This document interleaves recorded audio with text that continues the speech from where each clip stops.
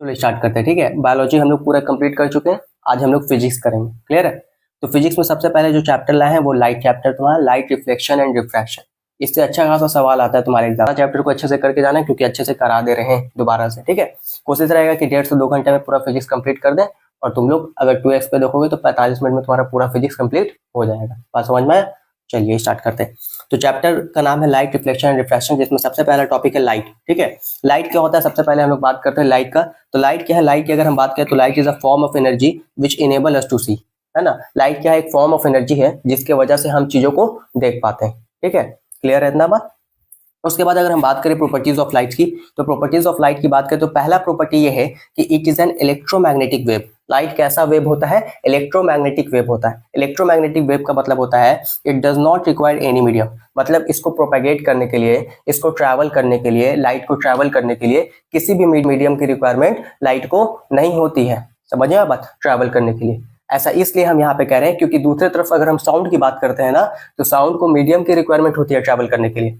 चाहे हम कह लें तुम्हारा सॉलिड मीडियम मिल जाए, चाहे लिक्विड मीडियम, चाहे गैस मीडियम। वैक्यूम में कभी भी साउंड ट्रैवल नहीं करता है, याद रखना। लेकिन लाइट को कभी भी रिक्वायरमेंट नहीं होती है ट्रैवल करने के लिए, इसलिए लाइट जो है वैक्यूम में भी ट्रैवल कर जाता है। क्लियर है बात? आगे बढ़। नेक्स्ट हमारा है light tends to travel in straight line. Very important, कम से कम 10 बार सवाल पूछ चुका है कि लाइट्स कैसे ट्रैवल करता है। लाइट कैसे ट्रैवल करता है, हमेशा याद रखना। लाइट जो है वो कैसे ट्रैवल करता है? स्ट्रेट लाइन में ट्रैवल करता है। ठीक है, लाइट कैसे ट्रैवल करता है? स्ट्रेट लाइन में ट्रैवल करता है। ये कई बार सवाल पूछ चुका है। ठीक है, कि लाइट कैसे ट्रैवल करता है? लाइट हमेशा स्ट्रेट लाइन में ट्रैवल करता है। ठीक है, नेक्स्ट पॉइंट कह रहा है it has dual nature. Light का जो है डुअल नेचर होता है, एक पार्टिकल नेचर और एक वेव वाला। ठीक है, उसके बाद लाइट का शैडो। लाइट जो है वो क्या करता है? शैडो बनाता है ना। लाइट जो है वो क्या बनाता है? शैडो बनाता है। स्पीड ऑफ लाइट, अगर वैक्यूम की बात करें तो स्पीड ऑफ लाइट जो है वैक्यूम में कितना होता है? 3 × 10⁸ मीटर पर सेकंड होता है। ठीक है, स्पीड ऑफ लाइट जो है वो कितना होता है? 3 × 10⁸ मीटर पर सेकंड होता है। अगर तुमको कंपैरिजन पूछ ले कि स्पीड ऑफ साउंड और स्पीड ऑफ लाइट में किसका स्पीड ज्यादा होता है, तो स्पीड ऑफ लाइट ज्यादा होता है स्पीड ऑफ साउंड से। ठीक है, इसका एक एग्जांपल देकर समझा देते हैं। जब भी थंडर स्टॉर्म होता है, जब भी लाइटनिंग होता है, ठीक है, तो लाइटनिंग के दौरान पहले लाइट आ जाता है, फिर उसके बाद बिजली कड़कने का आवाज आता है। क्यों? क्योंकि लाइट का स्पीड ज्यादा है, इसलिए पहले लाइट आ गया, फिर उसके बाद आवाज आ गया। समझिए बात? तो इसको रिलेट करके तुमको ये कॉन्सेप्ट को याद रखना है। क्लियर है? नेक्स्ट याद रखना, when light fall on a surface. जब लाइट किसी सरफेस पे फॉल करता है तो दो केस हो सकता है, या लाइट टकरा के वापस चला जाए जिसे हम रिफ्लेक्शन कहते हैं, ठीक है, या लाइट टकरा के बेंड कर जाए जिसे हम लोग क्या कहते हैं? रिफ्रैक्शन कहते हैं। क्लियर है बात?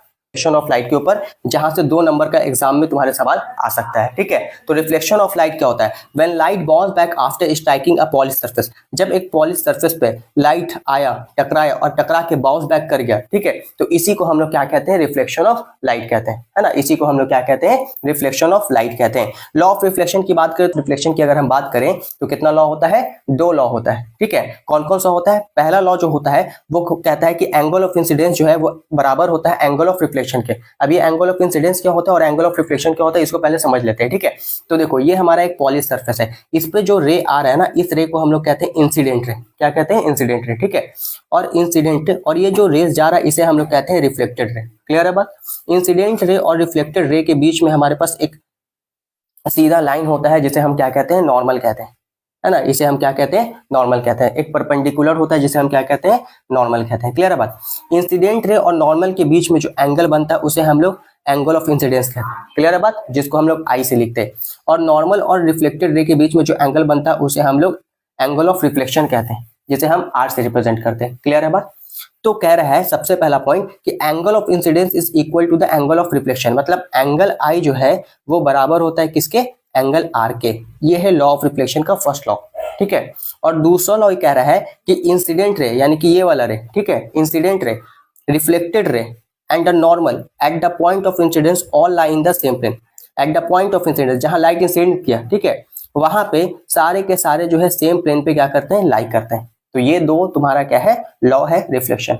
ठीक है, लॉ है रिफ्लेक्शन का। क्लियर है बात? तो ये 2 नंबर के लिए बहुत इंपॉर्टेंट हो जाता है। समझ में? आज हम लोग बात करते हैं इमेज की। तो इमेज क्या है? डेफिनेशन अगर पढ़े तो it is a point where at 2 light rays actually meet और अपीयर टू मीट। ये वो पॉइंट होता है जहां पे 2 लाइट रेज या तो एक्चुअली मीट कर रहे हैं या हमें ऐसा दिख रहे हैं कि वो मीट कर रहे होंगे। ठीक है, समझ में आ बात? तो उस जगह को हम लोग क्या कहते हैं कि वहां पे तुम्हारा इमेज बन रहा है। क्लियर है बात।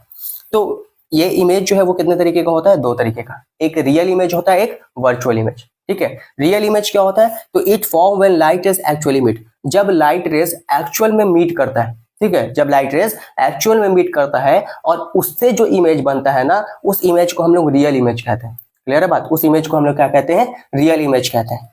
क्लियर है, can be obtain on screen, और इसे हम लोग स्क्रीन के ऊपर ऑब्टेन कर सकते हैं। ठीक है, और दूसरी तरफ कि रियल इमेज हमेशा कैसा होता है, इन्वर्टेड होता है। वेरी इंपॉर्टेंट, रियल इमेज हमेशा कैसा होता है, इन्वर्टेड होता है। इन्वर्टेड कहने का मतलब कि रियल इमेज हमेशा उल्टा होता है। ठीक है, रियल इमेज हमेशा कैसा होता है, उल्टा होता है। बहुत इंपॉर्टेंट है ऑब्जेक्टिव के लिए।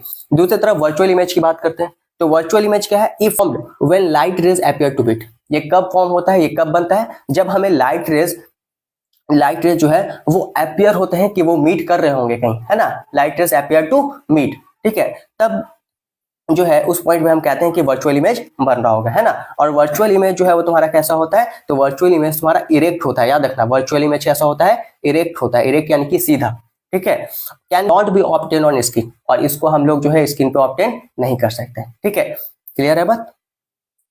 उसके बाद यहाँ पे दिया हुआ है image on plane mirror. Plane mirror पे जो इमेज है उसका क्या कैरेक्टरिस्टिक है। ठीक है, तो पहला पॉइंट क्या है कि यहाँ पे कह रहा है कि जो इमेज बनता है प्लेन मिरर पे, वो इमेज कैसा होता है, वो वर्चुअल होता है और इरेक्ट होता है ना।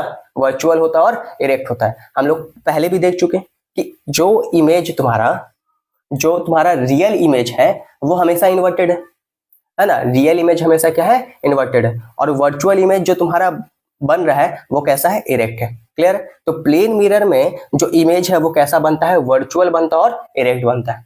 क्लियर है बात, वर्चुअल बनता है और इरेक्ट बनता है। ठीक है, वर्चुअल कहने का मतलब इमेजिनरी, है ना, समझिए बात। वर्चुअल कहने का मतलब इमेजिनरी। ठीक है, और इरेक्ट कहने का मतलब कि सीधा। क्लियर है। दूसरा, इक्वल टू द ऑब्जेक्ट, और ऑब्जेक्ट के इक्वल बनता है ना, ऑब्जेक्ट के इक्वल बनता है। जितना साइज ऑब्जेक्ट का रहेगा उतना ही साइज किसका रहेगा, इमेज का रहेगा।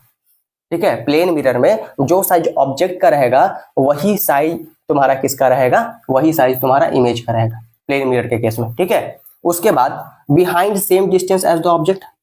ठीक है, जितना डिस्टेंस पे रहेगा तुम्हारा, जितना डिस्टेंस पे ऑब्जेक्ट रहेगा उतना ही डिस्टेंस पे तुम्हारा क्या रहेगा, इमेज रहेगा। क्लियर है बात। उसके बाद लिटरली इन्वर्टेड। लिटरली क्या होगा, इन्वर्टेड होगा। जैसे मिरर में देखते हो ना, तो कोई चीज तुम्हारा क्या होता है, इस ऐसे पलट के दिखाता है। जैसे एग्जांपल के तौर पे जैसे तुम देखे होगे एम्बुलेंस, ये सब में है ना, एम्बुलेंस में उल्टा करके लिखा रहता है। ठीक है, उल्टा करके लिखा रहता है ना, सीधा करके तुम्हारा दिखाता है, दिखता है उसमें। समझ में बात। कॉनकेव मिरर और कॉन्वेक्स मिरर। ठीक है, तो कॉनकेव मिरर है, ये कॉनकेव मिरर है, देखो ये पूरा होलो स्फीयर है। ठीक है, अच्छा याद रखना, कॉनकेव मिरर हो चाहे कॉन्वेक्स मिरर, ये दोनों जो है तुम्हारे कैसे मिरर होते हैं, ये दोनों के दोनों तुम्हारे स्फेरिकल मिरर है ना। दोनों का दोनों कैसा मिरर है, स्फेरिकल मिरर है। क्लियर है बात, है ना।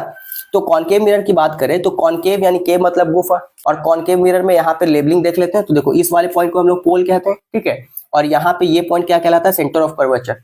पोल और सेंटर ऑफ कर्वेचर के बीच का दूरी कहलाता है रेडियस ऑफ कर्वेचर। याद रखना। ठीक है, पोल और सेंटर ऑफ कर्वेचर के बीच का दूरी क्या कहलाता है, रेडियस ऑफ कर्वेचर कहलाता है, जिसे हम लोग आर से लिखते हैं। किससे लिखते हैं, आर से। क्लियर है बात। अच्छा, पोल और सेंटर ऑफ कर्वेचर के बीच में जो पॉइंट होता है उसे हम लोग क्या कहते हैं, फोकस कहते हैं, है ना, उसे क्या कहते हैं, फोकस कहते हैं। और पोल और फोकस के बीच का जो दूरी है उसे हम लोग कहते हैं फोकल लेंथ, जिसको स्मॉल एफ से लिखते हैं।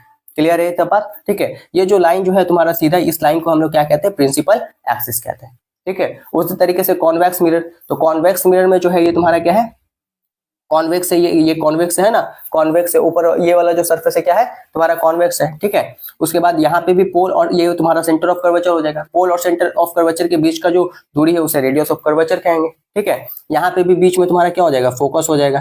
क्लियर है बात। फिर पोल और फोकस के बीच का दूरी जो है फोकल लेंथ हो जाएगा। ठीक है, और वैसे ही यहाँ पे भी प्रिंसिपल एक्सिस हो जाएगा। तो ये डायग्राम याद रखना कॉनकेव मिरर और कॉन्वेक्स मिरर का। टाइप ऑफ स्फेरिकल मिरर की बात करें तो दो तरीके का मिरर होता है, एक होता है तुम्हारा कॉन्वेक्स मिरर और एक होता है तुम्हारा कॉनकेव मिरर। क्लियर है बात। कॉन्वेक्स मिरर की बात करें तो यहाँ पे रिफ्लेक्टिंग सरफेस जो है वो कर्व आउटवर्ड, है ना। कॉन्वेक्स मिरर की बात करें तो यहाँ पे रिफ्लेक्टिंग सरफेस जो है वो कर्व होता है आउटवर्ड, बाहर की तरफ ये कर्व होता है। जो रिफ्लेक्टिंग सरफेस है कॉन्वेक्स मिरर का वो बाहर की तरफ क्या होता है, कर्व होता है। और याद रखना कॉन्वेक्स मिरर को हम लोग डाइवर्जिंग मिरर कहते हैं। क्या मिरर कहते हैं, डाइवर्जिंग मिरर। डाइवर्जिंग मिरर क्यों कहते हैं, जैसे मान लो कि हमारा कॉन्वेक्स मिरर है, ठीक है, तो यहाँ पे जब भी लाइट रेज आके टकराता है तो लाइट रेज क्या करता है, डाइवर्ज कर जाता है। लाइट रेज आके टकराता है तो लाइट रेज क्या करता है, डाइवर्ज कर जाता है, ठीक है। इसलिए कॉन्वेक्स मिरर को क्या कहा जाता है, डाइवर्जिंग मिरर कहा जाता है। समझ में बात। और दूसरी तरफ अगर हम कॉनकेव मिरर की बात करें तो कॉनकेव मिरर में क्या होता है, लाइट रेज अगर जब भी टकराता है तो आकर ये कन्वर्ज हो जाता है। लाइट रेज ऐसे टकराता है तो कॉनकेव मिरर में कन्वर्ज हो जाता है, ठीक है। इसलिए कॉनकेव मिरर को क्या कहा जाता है, कन्वर्जिंग मिरर कहा जाता है। वेरी वेरी इंपॉर्टेंट ये सवाल एग्जाम के लिए है तुम्हारे, ठीक है। सवाल यहाँ से एग्जाम में आ सकता है कि कौन से मिरर को हम लोग कहते हैं कन्वर्जिंग और कौन से मिरर को हम लोग कहते हैं डाइवर्जिंग। क्लियर है एकदम पूरे तरीके से, ठीक है। और यहाँ पे लिखा है कॉनकेव मिरर में रिफ्लेक्टिंग सरफेस जो है वो कैसा होता है, इनवर्ड कर्व होता है ना। अंदर की तरफ जो है रिफ्लेक्टिंग सरफेस कर्व होता है। क्लियर है बात। नेक्स्ट यहाँ पे सारा केस है, ठीक है। सारा केस है एक जगह समराइज किया हुआ है, इसको समझ लो, ठीक है। तो देखो यहाँ पे कुछ नहीं है, ऑब्जेक्ट का पोजीशन अगर ऑब्जेक्ट इन्फिनिटी पे होगा, अगर ऑब्जेक्ट इन्फिनिटी पे होगा तो इमेज कहाँ बनेगा, फोकस पे बनेगा, ठीक है। ऑब्जेक्ट, हाँ, कॉनकेव मिरर के केस में, कॉनकेव मिरर के केस में अगर ऑब्जेक्ट तुम्हारा इन्फिनिटी पे होगा तो इमेज कहाँ बनेगा, तुम्हारा फोकस पे बनेगा, ठीक है। और इमेज का साइज कैसा होगा, हाईली डिमिनिश्ड। हाईली डिमिनिश्ड कहने का मतलब बहुत छोटा, हाईली डिमिनिश्ड कहने का मतलब बहुत छोटा। और नेचर ऑफ इमेज कैसा होगा, रियल और इन्वर्टेड होगा। इमेज कैसा होगा तुम्हारा, रियल और इन्वर्टेड इमेज होगा। नेक्स्ट अगर हम बात करें तो अगर बियॉन्ड सी होगा, अगर बियॉन्ड सी होगा, बियॉन्ड सी कहने का मतलब कि सी से पीछे है ना, बियॉन्ड सी होगा तो किसके बीच में बनेगा, सी एंड एफ के बीच में बनेगा, यानी कि सेंटर ऑफ कर्वेचर और फोकस के बीच में जो है तुम्हारा इमेज होगा। क्लियर है बात। और इमेज कैसा होगा, डिमिनिश्ड होगा। वापस से डिमिनिश्ड कहने का मतलब छोटा, ठीक है। और इमेज कैसा होगा, रियल और इन्वर्टेड, है ना, रियल और इन्वर्टेड होगा। क्लियर है बात। उसके बाद अगर एट सी, अगर हम ऑब्जेक्ट को सी पे रख दें यानी कि सेंटर ऑफ कर्वेचर पे रख दें, ठीक है, तो इमेज कहां बनेगा, सेंटर ऑफ कर्वेचर पे ही बनेगा, है ना, सेंटर ऑफ कर्वेचर पे ही बनेगा और सेम साइज का बनेगा। लेकिन इमेज कैसा होगा, रियल और इन्वर्टेड हो जाएगा, है ना, रियल और इन्वर्टेड हो जाएगा। क्लियर है बात। अगर सी और एफ के बीच में रख दें यानी सेंटर ऑफ कर्वेचर और फोकस के बीच में अगर रख दें तो वो कहां पे बनेगा, बियॉन्ड सी बनेगा, ठीक है। और बियॉन्ड सी बनेगा और इमेज का साइज कैसा हो जाएगा, बड़ा हो जाएगा, इमेज का साइज बड़ा हो जाएगा, ठीक है। और नेचर ऑफ इमेज वापस से रियल और इन्वर्टेड होगा। और बिटवीन एफ एंड पी रख दे यानी फोकस और पोल के बीच में रख दें, है ना, तब बिहाइंड मिरर होगा यानी मिरर के पीछे चला जाएगा इमेज। तो मिरर के पीछे जब इमेज चल जाता है तो उसे हम लोग वर्चुअल इमेज कहते हैं, है ना। क्लियर है। और वर्चुअल इमेज कैसा होता है, इरेक्ट होता है। वर्चुअल इमेज कैसा होता है, इरेक्ट होता है। और साइज कैसा होगा, इनलार्ज होगा यानी कि बड़ा होगा। तो ये पूरा जो है तुमको समराइज कर दिया। क्लियर है एकदम, है ना। चलो आगे हम लोग बात करते हैं, इंपॉर्टेंट है तुम्हारे एग्जाम के लिए। यूज पूछता है कॉनकेव मिरर और कॉन्वेक्स मिरर का यूज पूछता है 2 नंबर में, ठीक है। कितने नंबर के लिए, 2 नंबर के लिए सवाल आ सकता है। यूजेस ऑफ कॉनकेव मिरर, ठीक है। कॉनकेव मिरर का क्या यूज है, सबसे पहला यूज टॉर्चेस एंड हेडलाइट्स, ठीक है। टॉर्च और हेडलाइट में इस्तेमाल किया जाता है। क्यों, क्योंकि कॉनकेव मिरर जो है वो कन्वर्जिंग मिरर है, लाइट रेस को कन्वर्ज करता है, कन्वर्ज करके दूर थ्रो करेगा लाइट को, ठीक है। तो use to get a powerful parallel beam of light, है ना, powerful parallel beam of light हमें मिलेगा। डेंटिस्ट भी इसका इस्तेमाल करते हैं, किस लिए, use to see large image of teeth, teeth का लार्ज इमेज को देखने के लिए डेंटिस्ट इसका इस्तेमाल करते हैं, ठीक है। सेविंग में भी इसका इस्तेमाल होता है। Use to see a large image of the face, face का लार्ज इमेज देखने के लिए इसका इस्तेमाल किया जाता है। सोलर फर्नेस में भी इसका इस्तेमाल किया जाता है। Use to concentrate sunlight, sunlight को कंसंट्रेट करने के लिए इसका इस्तेमाल किया जाता है, ठीक है। तो ये हो गया तुम्हारा यूजेस ऑफ कॉनकेव मिरर, है ना। नेक्स्ट हम लोग बात करते हैं, तो 4 यूज लिख दोगे तो आराम से 2 नंबर मिल जाएगा, कोई दिक्कत नहीं है, ठीक है। उसके बाद यूजेस ऑफ कॉन्वेक्स मिरर, अगर कॉन्वेक्स मिरर का यूज पूछ ले तो क्या लिखोगे, रियर व्यू मिरर, यानी कि जो तुम्हारे गाड़ी आते हैं, व्हीकल्स आते हैं, उनके जो साइड के मिरर होते हैं, ठीक है, वहां पे इसका इस्तेमाल किया जाता है, ठीक है। Use in vehicle because it gives an erect diminished image and a wider.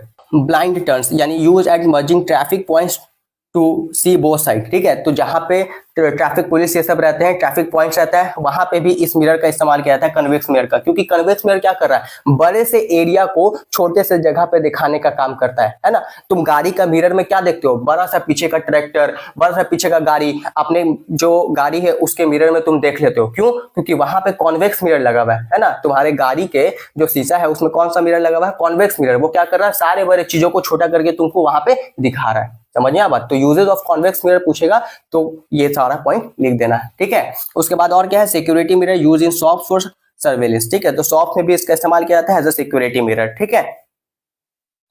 Next अगर हम कॉन्वेक्स मिरर की कुछ केस देखें तो देखो यहाँ पे है ऑब्जेक्ट पोजीशन, यहाँ पे 2 केस ही याद रखना है, काफी है। वहां पे 6 केस है, यहाँ पे 2 केस है, ठीक है। तो कॉन्वेक्स मिरर की केस की बात करें तो ऑब्जेक्ट का पोजीशन, ऑब्जेक्ट अगर इन्फिनिटी पे होगा, ऑब्जेक्ट अगर इन्फिनिटी पे होगा तो इमेज कहां बनेगा, एट एफ, लेकिन behind the mirror, behind the mirror. और अगर बिहाइंड द मिरर है तो इमेज तुम्हारा वर्चुअल हो जाएगा और virtual image always erect. Clear है बात। और इमेज साइज जो है हाईली डिमिनिश्ड होगा, यानी कि बहुत ज्यादा छोटा होगा, ठीक है। और ऑब्जेक्ट कहीं भी रख दो, एनीवेयर बिटवीन, तो इमेज का पोजीशन क्या हो जाएगा, पी एंड एफ के बीच में हो जाएगा, यानी पोल और फोकस के बीच में हो जाएगा, ठीक है। और यहाँ पे भी डिमिनिश्ड होगा, और बिहाइंड द मिरर है मींस वर्चुअल इमेज हो जाएगा और इरेक्ट होगा, ठीक है। तो एकदम सिंपल है, अगर वर्चुअल इमेज है तो इमेज इरेक्ट होगा, सीधा होगा, और अगर रियल इमेज हो तो इमेज इन्वर्टेड होगा। ये बात को एकदम दिमाग में डाल लो, गलती नहीं होगा ऑब्जेक्टिव, ठीक है। नेक्स्ट यहाँ पे मिरर फॉर्मूला एंड मैग्निफिकेशन की बात करते हो, तो मिरर फॉर्मूला याद रखना, इससे ऑब्जेक्टिव आता है तुम्हारे लिए एग्जाम में, ठीक है। मिरर फॉर्मूला से ऑब्जेक्टिव आता है, तो मिरर फॉर्मूला याद रखना क्या होता है, 1/v + 1/u = 1/f, ठीक है। ये फॉर्मूला याद रखना, मिरर फॉर्मूला पूछ सकता है, which of the following is correct mirror formula, उसमें आगे पीछे कर देगा तुमको, ठीक है। तो याद रखना 1/v + 1/u = 1/f, ये होता है मिरर फॉर्मूला। यहाँ पे v क्या है, इमेज का डिस्टेंस, u क्या है, ऑब्जेक्ट का डिस्टेंस, और f क्या है, फोकल लेंथ है, ठीक है। बात करते हैं मैग्निफिकेशन की, तो मैग्निफिकेशन को हम लोग स्मॉल m से रिप्रेजेंट करते हैं, क्लियर है। और मैग्निफिकेशन क्या होता है, it is the ratio of the height of the image to the height of the object. मतलब ये मैग्निफिकेशन की हम बात करें तो क्या होता है, height of the image to the height of the object, है ना। इसी को हम लोग क्या कहते हैं, मैग्निफिकेशन कहते हैं, ठीक है। It is the ratio of height of image to the height of object, ये क्या कहलाता है, हमारा मैग्निफिकेशन कहलाता है। यहाँ पे फॉर्मूला भी लिखा हुआ है, m = h-h, h- को हम लोग v से भी रिप्रेजेंट कर सकते हैं और u से भी, है ना। तो यहाँ पे तुम्हारा m = तुम्हारा और क्या हो जाता है, माइनस, m = -v/u भी होता है, ये भी एक फॉर्मूला तुम्हारा होता है, ठीक है। तुम्हारा पॉइंट है रिफ्रैक्शन ऑफ लाइट, ये भी 2 नंबर में एग्जाम में आपके लिए आ सकता है, ठीक है। तो रिफ्रैक्शन ऑफ लाइट क्या होता है, डेफिनेशन की बात करें तो कह रहा है the change of direction of light passing from one transparent medium to another. मतलब एक मीडियम से दूसरे मीडियम में जब लाइट जा रहा है तो ये क्या कर रहा है, अपने डायरेक्शन को चेंज कर दे रहा है ना। तो इसी को हम लोग क्या कहते हैं, रिफ्रैक्शन ऑफ लाइट कहते हैं, क्लियर है बात।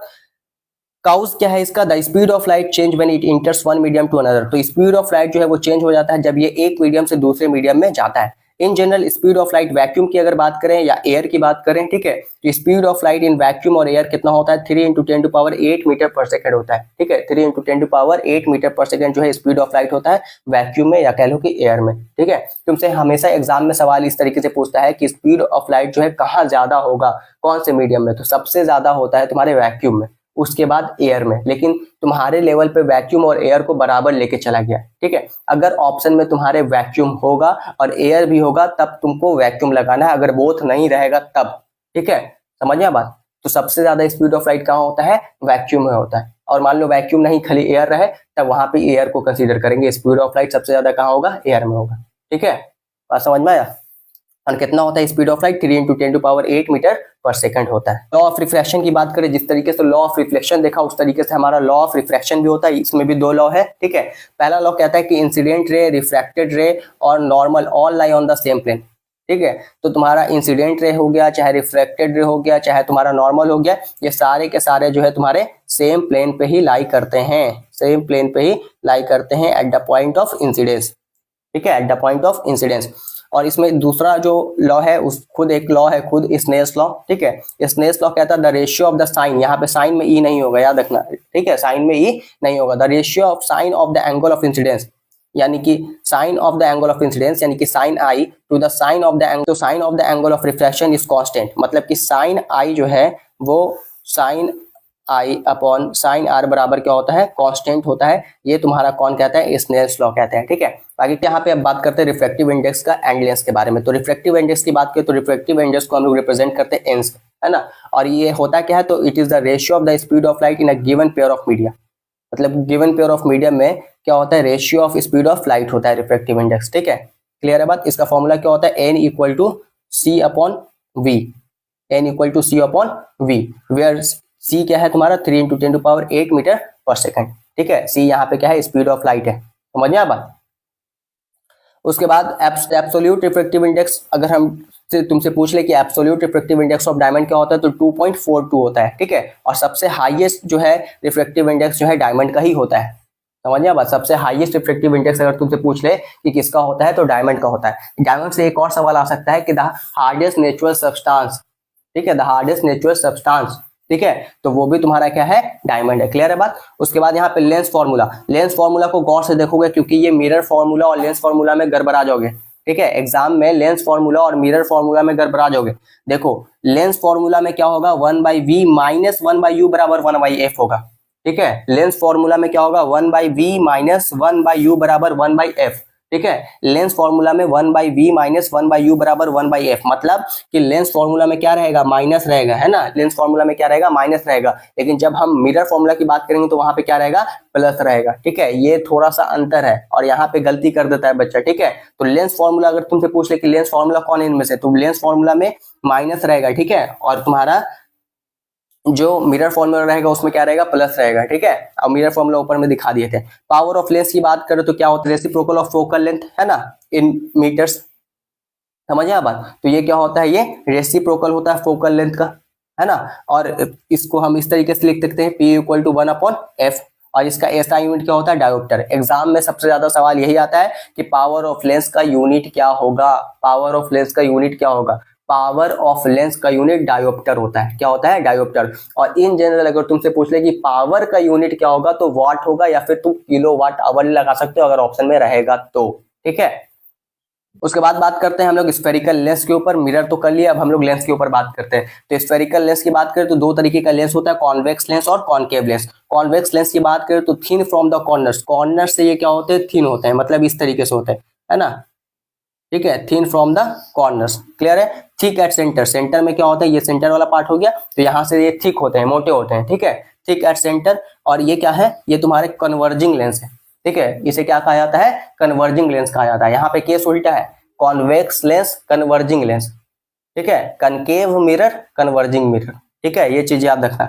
और कॉनकेव लेंस की बात करें तो थिक फ्रॉम द कॉर्नर, ये कॉर्नर से ही क्या होता है, थिक होता है तुम्हारा, कुछ इस तरीके से, है ना, कॉर्नर से ही क्या होता है, थिक होता है। और थिन एट सेंटर, और सेंटर से क्या होता है, थिन होता है। और ये कैसा लेंस होता है तुम्हारा, डाइवर्जिंग लेंस होता है, क्लियर है ना बात, ये डाइवर्जिंग लेंस होता है। उसके बाद कॉन्वेक्स लेंस जो है वो तुम्हारा कन्वर्जिंग होता है, यहाँ पे लिख दिया है, convex lens forms both real and virtual image.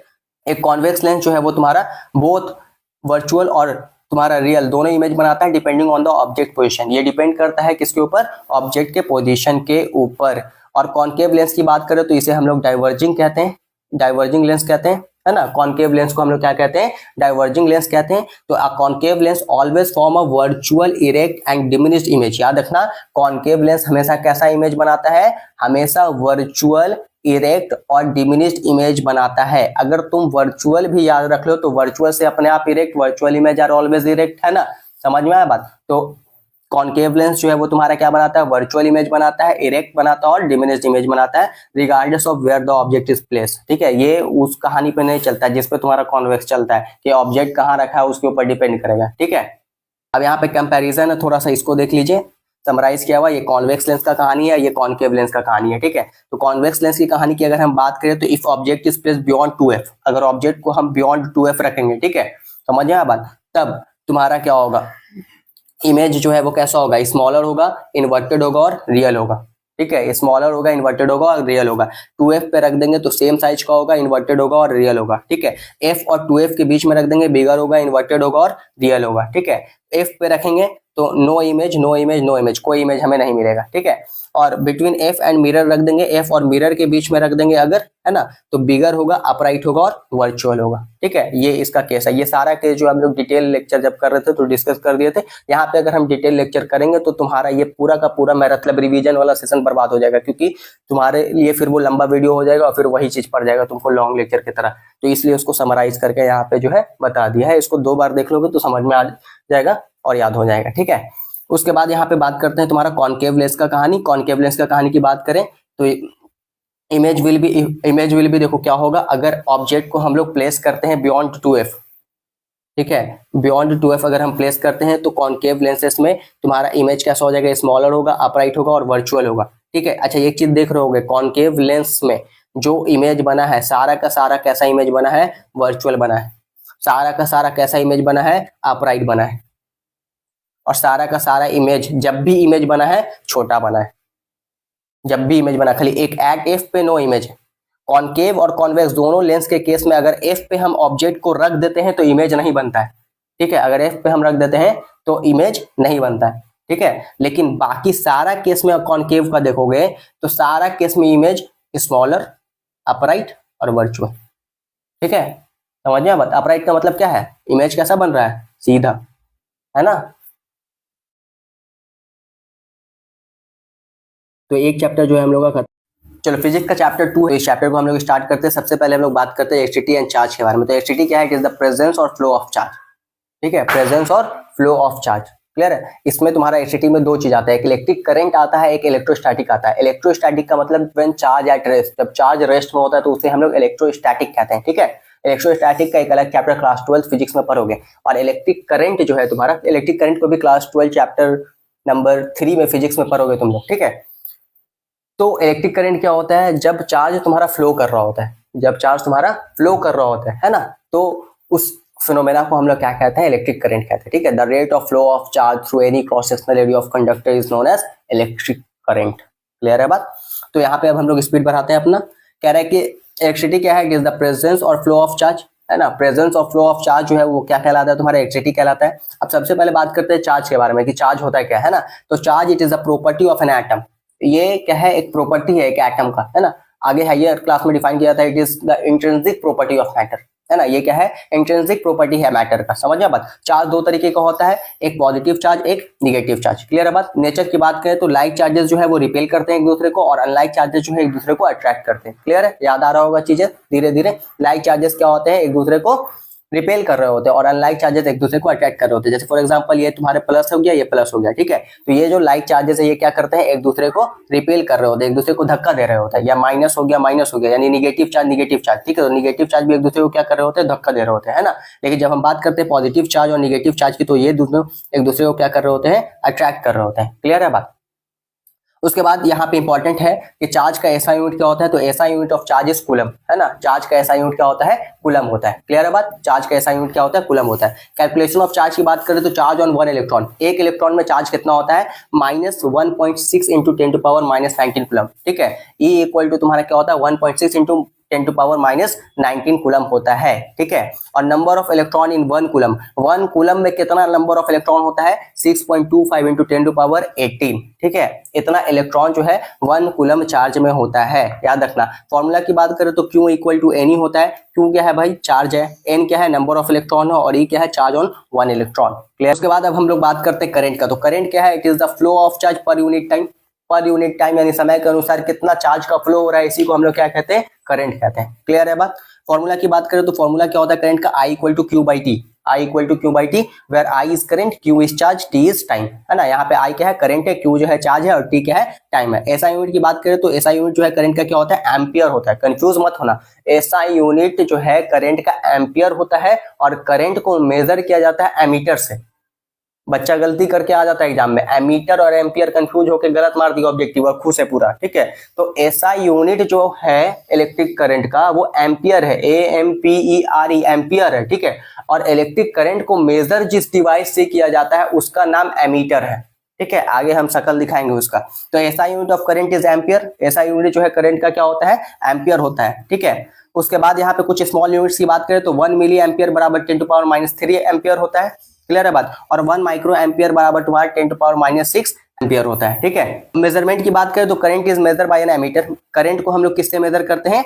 Ammeter से। यहाँ पे आ गया ना, करंट को मेजर किससे किया जाता है? एमीटर से किया जाता है ना। करंट को मेजर किससे किया जाता है? एमीटर से किया जाता है। और करंट का ऐसा यूनिट क्या है? एम्पियर है। अब तुरंत तुम्हारा एमीटर डिवाइस आ गया। देखो इसी डिवाइस को हम लोग क्या कहते हैं? एमीटर कहते हैं। देख रहे हो ना? ठीक है, पहले लगा रहता था घरों में, अभी भी लगा रहता है लेकिन मॉडिफाई करके। ठीक है, ये क्या करता है? करंट को मेजर करता है, कितना करंट आपने यूज किया। ठीक है, उस हिसाब से आपको क्या करना है? बिजली पे करना है। समझ में आ बात? तो देखो एमीटर क्या है? It has low resistance. इसके पास इसका जो रेजिस्टेंस है वो क्या होता है? लो होता है। It is always connected in series, और ये हमेशा किस में कनेक्टेड होता है? सीरीज में। याद रखना, एमीटर हमेशा किस में कनेक्टेड होगा? सीरीज में। और वोल्ट मीटर हमेशा किस में कनेक्टेड होगा? पैरेलल में। ठीक है, आपको तुमको क्या करना है? याद रखना है। अब बात करते हैं पोटेंशियल डिफरेंस की। 2 नंबर में पूछ सकता है पोटेंशियल डिफरेंस के बारे में। ठीक है, तो पोटेंशियल डिफरेंस क्या होता है? Work done to move a unit charge from one point to another. एक पॉइंट से दूसरे पॉइंट तक आ यूनिट चार्ज, यानी कि यूनिट चार्ज को मूव करने में जितना वर्क डन होता है उसी को हम लोग क्या कहते हैं? पोटेंशियल डिफरेंस कहते हैं। पोटेंशियल डिफरेंस को हम लोग इस तरीके से भी डिफाइन करते हैं फॉर्मूला बेस पे मैथमेटिकली, कि potential difference is defined as the work done per unit charge, है ना। क्योंकि V equal to W by Q होता है। V जो तुम्हारा पोटेंशियल डिफरेंस हो गया, W वर्क डन हो गया, Q जो है तुम्हारा चार्ज हो गया। क्लियर है बात? ऐसा यूनिट की बात करें तो ऐसा यूनिट जो है पोटेंशियल डिफरेंस का वोल्ट होता है। और 1 वोल्ट बराबर क्या होता है? तो याद रखना, 1 वोल्ट क्या होता है? When 1 joule work is done in carrying 1 coulomb charge. 1 coulomb charge को ये कैरी करेगा। ठीक है, और 1 जूल वर्क जब तुम्हारा डन होगा तब उसे हम क्या कहेंगे? 1 वोल्ट कहेंगे। ठीक है, अब यहाँ पे डिवाइसेस की बात करते हैं, तो सेल और battery are the devices to maintain V, या वी यानी कि पोटेंशियल डिफरेंस, जिसे तुम वोल्ट भी कह सकते हो, ठीक है। तो सेल और बैटरी जो है वो डिवाइसेस है जो क्या करता है, वी को यानी कि वोल्ट को, पोटेंशियल डिफरेंस को क्या करता है, मेंटेन करता है। क्लियर है बात। मेजरमेंट की बात करें तो मेजर बाय वोल्ट मीटर, याद रखना पोटेंशियल डिफरेंस को किससे मेजर किया जाता है, वोल्ट मीटर से। पोटेंशियल डिफरेंस को किससे मेजर किया जाता है, वोल्ट मीटर से मेजर किया जाता है। क्लियर है, क्योंकि उसका ऐसे भी याद रख सकते हो, उसका ऐसा यूनिट क्या होता है, वोल्ट होता है ना। पोटेंशियल डिफरेंस का ऐसा यूनिट क्या होता है, वोल्ट होता है। तो पोटेंशियल डिफरेंस को किससे मेजर किया जाता है, वोल्ट मीटर से मेजर किया जाता है। वोल्ट मीटर क्या होता है, तो हाई रेसिस्टेंस, याद रखना वोल्ट मीटर का रेसिस्टेंस कैसा होता है, हाई होता है। एमीटर का रेसिस्टेंस कैसा होता है, लो होता है। कंपैरिजन करके पढ़ो, याद रहेगा, ठीक है। उसके बाद इट हैज हाई रेसिस्टेंस, इसका रेसिस्टेंस क्या है, हाई है। कनेक्शन की बात करें, it is always connected in parallel, इसको हमेशा किसमें कनेक्ट किया जाता है, पैरेलल में। वोल्ट मीटर को हमेशा कनेक्ट किया जाता है पैरेलल में, ठीक है।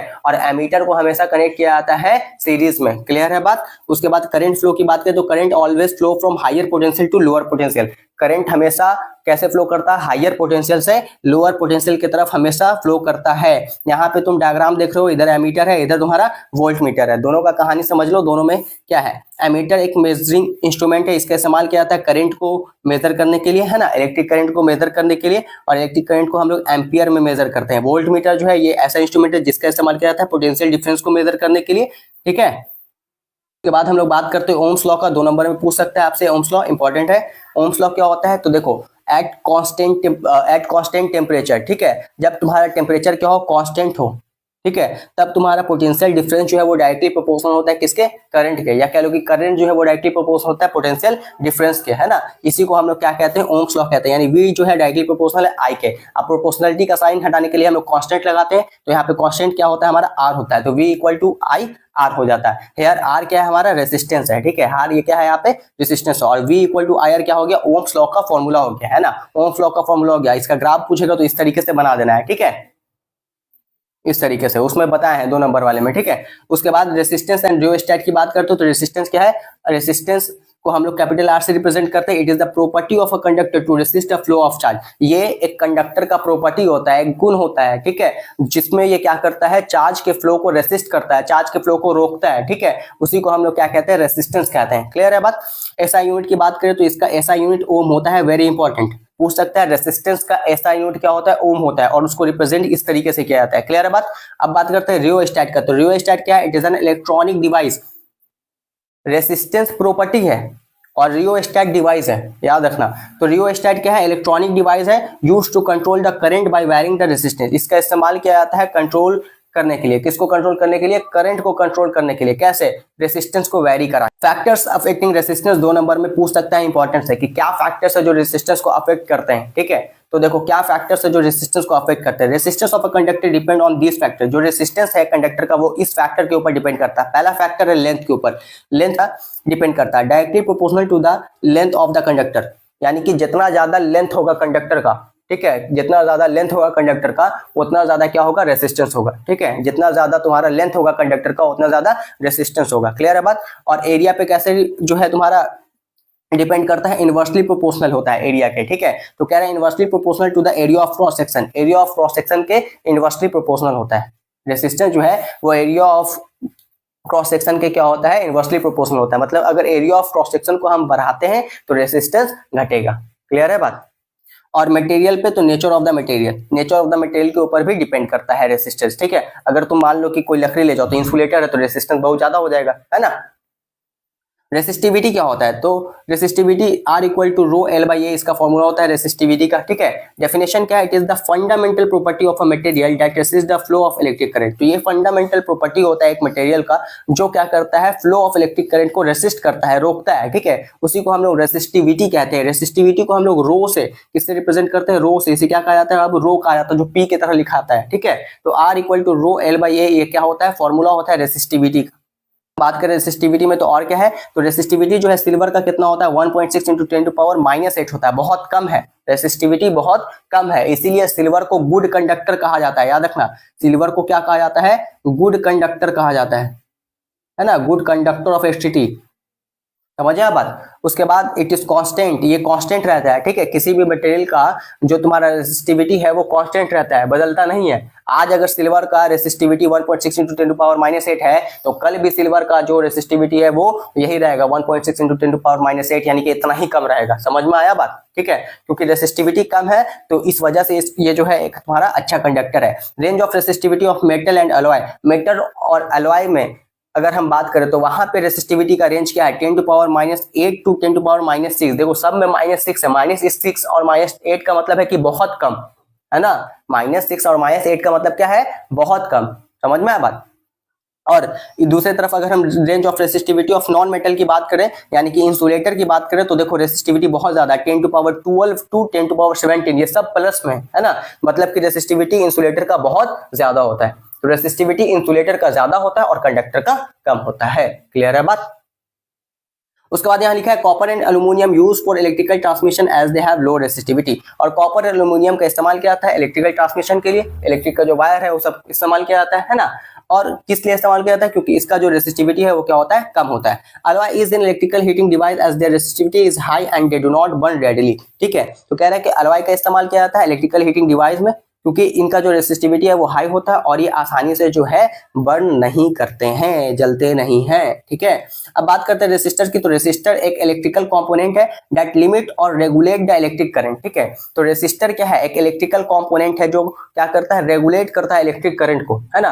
रेगुलेट करता है किसको, इलेक्ट्रिक करंट को। रेगुलेट करने का मतलब कंट्रोल करता है एक तरीके से। ठीक है, और resistor is anything that electricity can not travel through easily. तो रेसिस्टर कुछ भी हो सकता है, रेसिस्टर कुछ भी हो सकता है जिससे इलेक्ट्रिसिटी जो है आसानी से ट्रैवल ना करे। ठीक है, एग्जांपल ऑफ रेसिस्टर्स की बात करें तो फैन हो सकता है, बल्ब हो सकता है, टीवी हो सकता है। ठीक है, ये सब जो है आपस में खुद एक रेसिस्टर है। ठीक है, अब रेसिस्टर इन सीरीज की बात करते हैं। ठीक है, ये तुमसे 5 नंबर में आ सकता है, रेसिस्टर इन सीरीज और रेसिस्टर इन पैरेलल। बहुत आसान होता है ना, बहुत आसान होता है। इसका सबसे पहले क्या काम करना है, डायग्राम बना लेना है। तो इस तरीके से तुमको जो है डायग्राम बना लेना है। यहाँ पे बनाने में नहीं बन रहा है, ऐड कर दे तो ज़्यादा अच्छा रहता है। देखो, ठीक है, सीरीज में रहेगा तो इस तरीके से, समझे।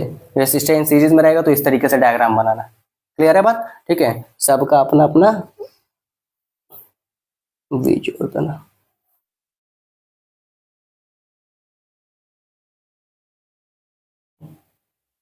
ठीक है, इस तरीके से जो है बनाना है। क्लियर है बात। ये इसको हम मान लेते हैं R1, इसको हम मान लेते हैं R2, और ये तुम्हारा क्या हो जाएगा, R3 हो जाएगा। करंट जो है ये तुम्हारा I हो जाएगा।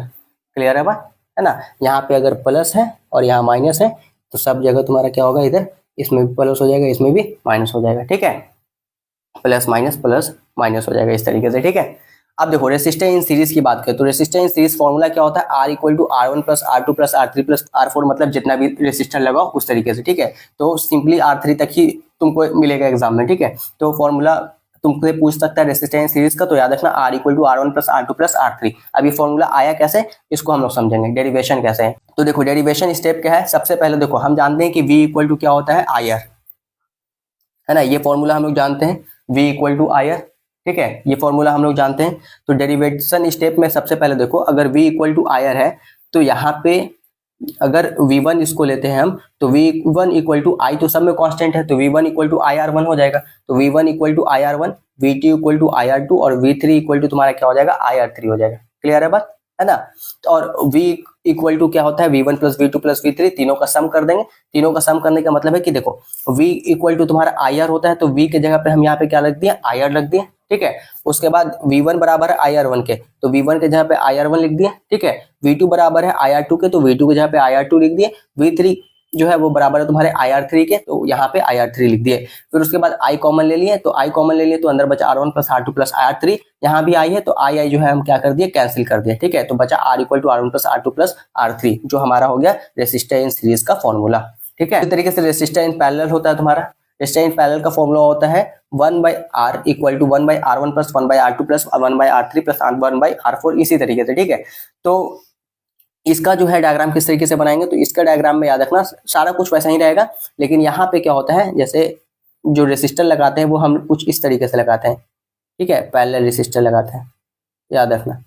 बाकी जो बॉक्स था ना, सब कुछ वैसा ही रहेगा। ठीक है, क्लियर है बात, सब कुछ वैसा ही रहेगा। और यहाँ पे एक तो जो है खाली एक तो यहाँ पे v जुड़ेगा, ठीक है, समझ में आया बात। तो देखो I1 यहाँ पे वही वही फॉर्मूला को जो है मॉडिफाई किया, v equal to I R था, है ना, v इक्वल टू तुम्हारा क्या था, आई आर था। क्लियर है बात। तो यहाँ पे हम इसको इधर ले लिए, तो अगर हम I1 देखेंगे, देखो यहाँ पे हर रेसिस्टेंस के लिए करंट जो है बदल जाता है। जैसे ये R1 है, ये R2 है और ये R3 है, तो तीनों के लिए अलग अलग करंट है, सेपरेट करंट है, ठीक है। तो इसके लिए जो करंट है वो I1 हो जाता है, इसके लिए I2 हो जाता है और इसके लिए I3 हो जाता है। ये सब तो जो करा रहे थे डिटेल वाले में उसमें बहुत अच्छे से बताए थे आराम से, है ना। तो ये इसके लिए I1 हो जाता है, इसके लिए I2 हो जाता है और इसके लिए I3 हो जाता है, ठीक है। तो ये I1 हो गया, I2 हो गया और I3 हो गया, रेसिस्टर R1 R2 और R3 हो गया हमारा, है ना। इसी फॉर्मूला का यूज करेंगे, V equal to I R, तो यहाँ पे हम I इधर लाए तो V बाई आर हो गया, है ना, I equal to V by R, इसको हम इस तरीके से लिख सकते हैं, ठीक है। अब हम बात करते हैं I1 की, तो I1 में क्या है तुम्हारा, I1 बराबर क्या है, V तो सबके लिए सेम है ना, तो I1 बराबर V अपॉन R1, ठीक है। फिर उसके बाद I2 लिख रहे हैं तो I2 में तुम्हारा V अपॉन R2, फिर I3 लिख रहे हैं तो V अपॉन R3। क्लियर है बात, ठीक है। तो I1 बराबर V अपॉन R1 हो गया, I2 बराबर V अपॉन R2 हो गया और I3 बराबर V अपॉन R3 हो गया, ठीक है। तो अगर हम सम करेंगे तो I इक्वल टू क्या होगा, I1 plus I2 plus I3, ठीक है। तो फिर अब यहाँ पे हम क्या करेंगे, I1 का वैल्यू रख देंगे, तो I1 का वैल्यू रखा तो V अपॉन R1 है, I1 देखो I1 बराबर V अपॉन R1 है ना, तो हम क्या कर दिए V अपॉन R1 रख दिया, ठीक है। I2 की जगह पे V अपॉन R2 और I3 की जगह पे V अपॉन R3, I की जगह पे हम क्या रख दिया V अपॉन R, क्योंकि I equal to V upon R होगा इसी फॉर्मूला से, है ना। उसके बाद हमने क्या किया, यहाँ पे v देखो कॉमन है तो v को हम कॉमन ले लिए, तो अंदर क्या बचा 1 by R1 plus 1 by R2 plus 1 by R3 बचा, ठीक है, v कॉमन ले लिया तो। और यहाँ पे क्या है v अपॉन R, तो v कट कर देंगे यहाँ से, है ना, तो v कट कर दिया तो क्या बचा 1 by R equal to 1 by R1 plus 1 by R2 plus 1 by R3, जो कि हमारा फॉर्मूला हो गया रेसिस्टर इन पैरेलल का। तो कुछ नहीं तो कम से कम इतना याद रखना है कि रेसिस्टर इन सीरीज का फॉर्मूला क्या होता है, रेसिस्टर इन सीरीज का फॉर्मूला होता है R equal to R1 plus R2 plus R3, ठीक है। और रेसिस्टर इन पैरेलल का फॉर्मूला क्या होता है, 1 by R equal to 1 by R1 plus 1 by R2 plus 1 by R3, ठीक है। इतना समझ में आना चाहिए। करते हैं advantage of parallel combination. Parallel combination का क्या एडवांटेज है, ठीक है। तो एडवांटेज की अगर बात करें तो कह रहा है in series when one resistor fail the circuit is broken and no components for. Series में जब एक रेसिस्टर तुम्हारा फेल कर जाता है तो सर्किट ब्रोक कर जाता है ना, टूट जाता है और कोई भी कंपोनेंट जो है वर्क नहीं करता है, ठीक है। और यहाँ पे कह रहा है कि different appliances require different current, अलग अलग अप्लायंसेस को अलग अलग करंट का रिक्वायरमेंट होता है। This can not be satisfy in series combination, जो कि सीरीज कॉम्बिनेशन से सेटिस्फाई नहीं हो सकता है। Total resistance parallel combination is less as compare to series combination, तो टोटल रेसिस्टेंस जो है पैरेलल कॉम्बिनेशन में वो कम होता है as compare to series combination. Clear है बात। तो ये तीन जो है तुम्हारा एडवांटेज हो गया पैरेलल कॉम्बिनेशन का। Heating effects of electric current की बात करें तो कह रहा है if the conductor purely resistive, अगर कंडक्टर प्योरली रेसिस्टिव है the source of energy continuously gets dissipated in the form of heat, तो जो सोर्स ऑफ एनर्जी है वो कंटिन्यूअसली जो है वो तुम्हारा क्या होता है, हीट करता है हमेशा हीट के फॉर्म में। This is known as heating effects of electric current, ठीक है। इसी को हम लोग क्या कहते हैं, heating effects of electric current कहते हैं। हीट इक्वल टू क्या होता है, energy, energy equal to work होता है, ठीक है, याद रखना। यानी कि हीट एक तरीके का एनर्जी है ना, और वर्क एक तरीके का एनर्जी है। अब ये जूल्स लॉ ऑफ हीटिंग क्या है, तो जूल्स लॉ ऑफ हीटिंग का सबसे पहले फॉर्मूला समझो क्या है, H equal to I square R T, ठीक है, ये फॉर्मूला हो गया, है ना। Heat produce in a resistor is, जो हीट प्रोड्यूस होता है एक रेसिस्टर में वो डायरेक्टली प्रोपोर्शनल होता है स्क्वायर ऑफ करंट के, यानी कि आई स्क्वायर के डायरेक्टली प्रोपोर्शनल होता है। हम लोग देख रहे हैं ना, ये डायरेक्टली प्रोपोर्शनल है, ठीक है। उसके बाद directly proportional to the resistance for a given current, दिए हुए करंट के लिए जो रेसिस्टेंस है उससे भी वो डायरेक्टली प्रोपोर्शनल है आर से, ठीक है। और directly proportional to the time for which the current flow through the resistor, और टाइम से भी क्या है, ये तुम्हारा डायरेक्टली प्रोपोर्शनल है। क्लियर है बात, बस यही चीज समझना है। प्रैक्टिकल एप्लीकेशन की बात करते हैं तो heating is desirable in heater, electric iron, electric fuse etcetera. अगर हम बात करें हीटिंग की तो हीटिंग जो है वो डिजायरेबल होता है। हीटर में हम चाहते हैं कि हीट हो, है ना। आयरन में हम चाहते हैं कि गर्म हो, आयरन हीट हो, ठीक है। इलेक्ट्रिक फ्यूज में हम चाहते हैं कि वो हीट हो। क्लियर है बात। तो यहाँ पे जो हीटिंग है वो क्या है, डिजायरेबल है। दूसरी तरफ हीटिंग जो है अनडिजायरेबल है, किसमें, कंप्यूटर में। हम नहीं चाहते कि मेरा कंप्यूटर चलाए तो हम हीट करें, है ना। हम नहीं चाहते कि हमारा फ्रिज हीट करे, हम नहीं चाहते कि हमारा टीवी जो है वो हीट करे। तो हीटिंग जो है वो अनडिजायरेबल किसमें है, कंप्यूटर में, रेफ्रिजरेटर में, टीवी में, है ना।